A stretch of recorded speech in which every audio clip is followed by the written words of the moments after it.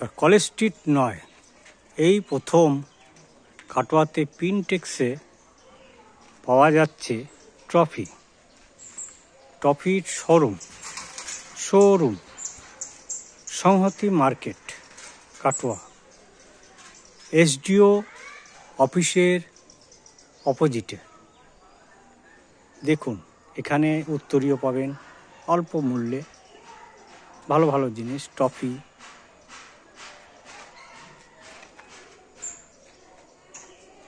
দেখুন,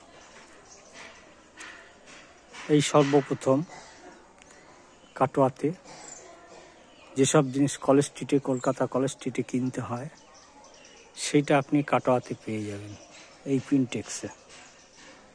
দেখুন, ট্রফিগুলো দেখা যাচ্ছে। দোকানে আসুন, দেখে যান, চিনে যান।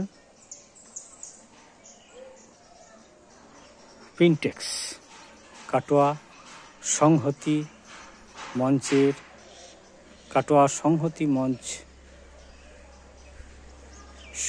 মার্কেট, সংহতি মঞ্চের পাশে,